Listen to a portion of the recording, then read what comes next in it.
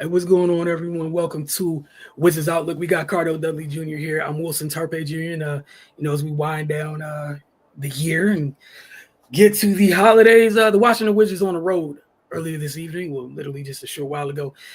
A lot of SGA, a lot of thunder in the fourth quarter.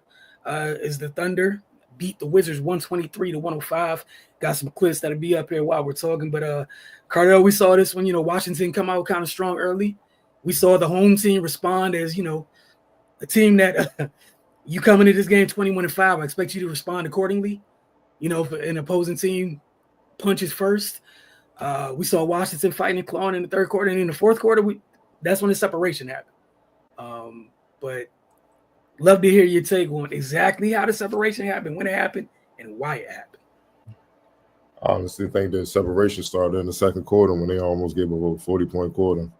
We've been seeing it the last few years. Whenever the Wizards give up a 40-point quarter, especially if they give up multiple 40-point quarters, it's going to be a L, guaranteed. You just can't. It's hard to overcome that. That's you pretty much halfway to 100. You're knocking on the door of it, and that's hard to overcome, especially with a team that struggles defensively like the Wizards.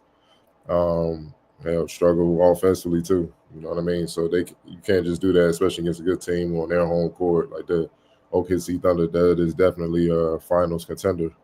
38-31, second quarter, favor of the Thunder. Then in the fourth quarter, after the injuries to Bub and Bagley, obviously wishing them a speedy recovery.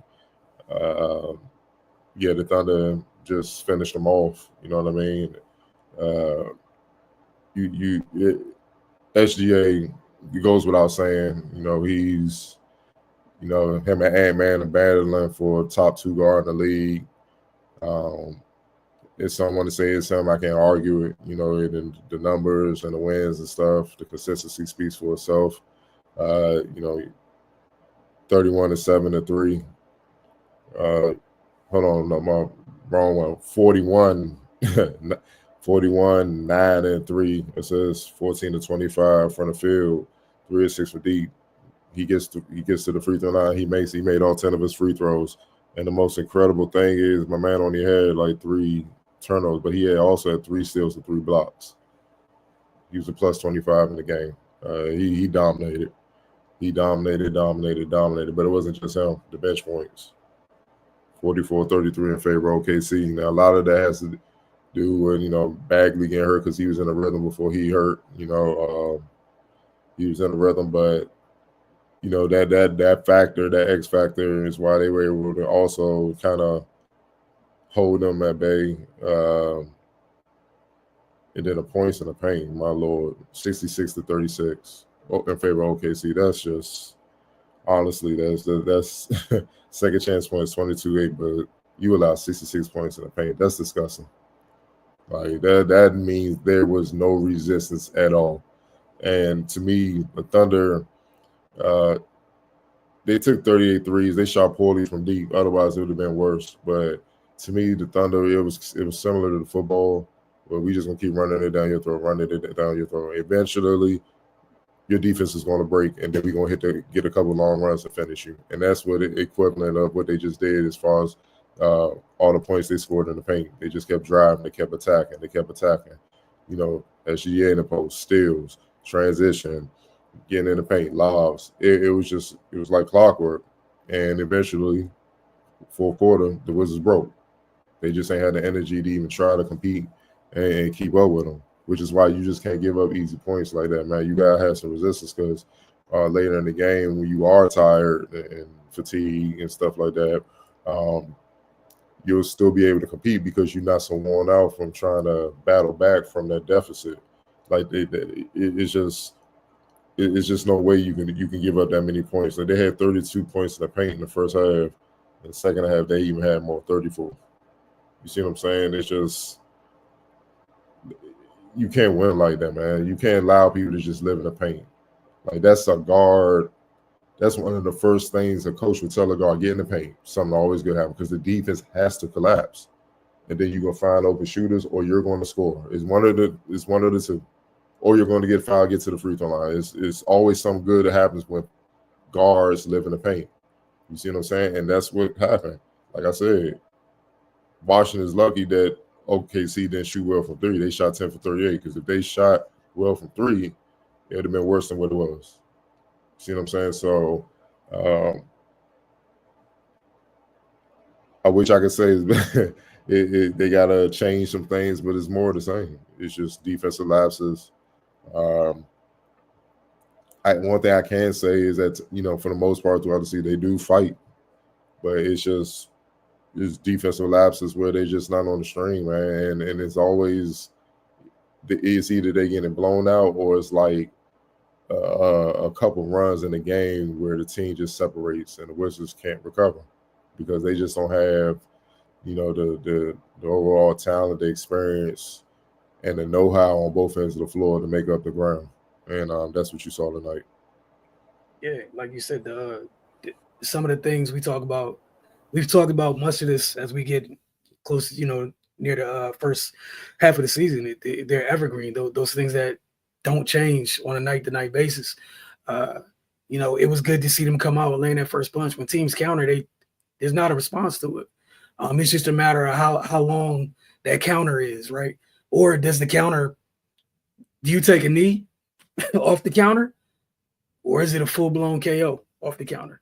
And the counter in the fourth quarter, I was a full 10 count right there. Like that's what that was. And you talked about SGA, and we've seen this at times.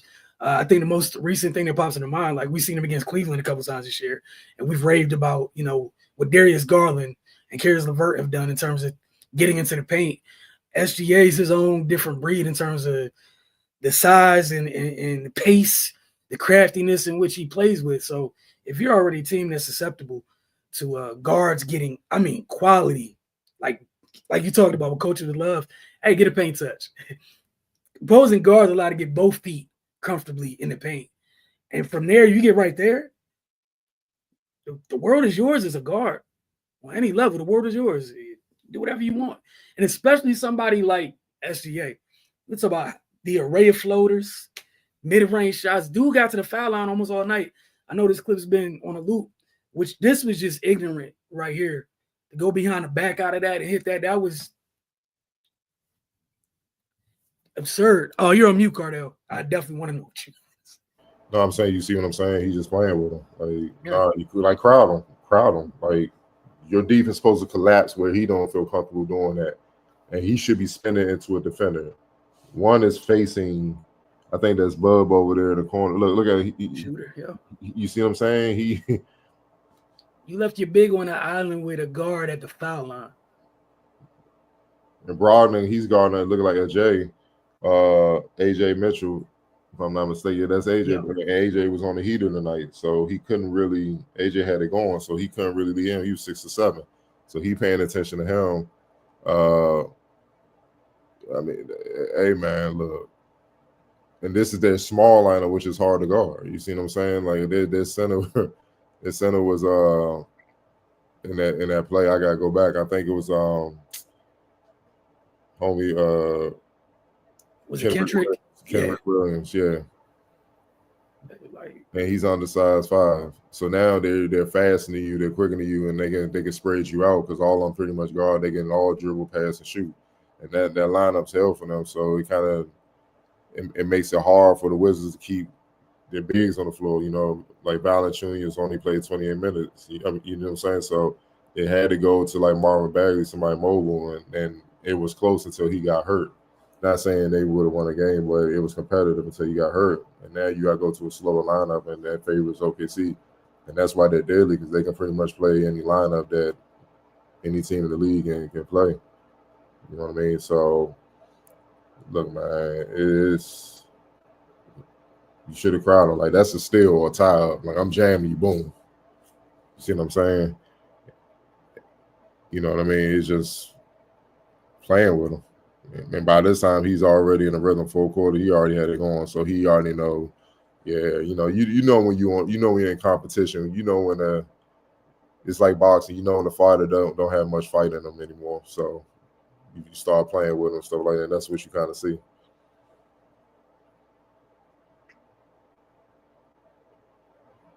You on mute?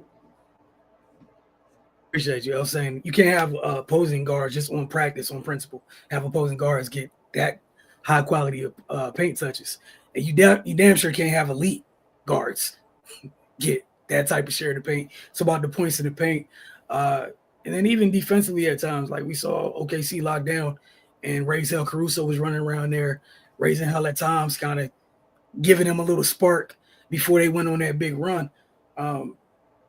And those are just the little things. This is the second game in a row where Washington conceded 24 points off turnovers. OKC did turn the ball over, but they only conceded 16. I know people will turn the ball over, but you can't continually give up the most points when you turn the ball over. Like it's become damning at that point to where you can't recover from it. And that's where we get to every night is when Washington messes up, it's almost a damning mistake. And then even at times, the thing we've been talking about all year, shot selection, rare to say it as well several times a night. When we saw them in a flow, or sometimes bad shots took them out of a flow and got OKC into one more times than not. And then, obviously, all the water overflowed the glass in the fourth quarter. But player of the game in this one, I think we all know who it is. But yeah. And then X Factor. AJ Mitchell, 16 points, 12 rebounds, 2 assists, block, steal, 6 or 7 from the field, 21 minutes.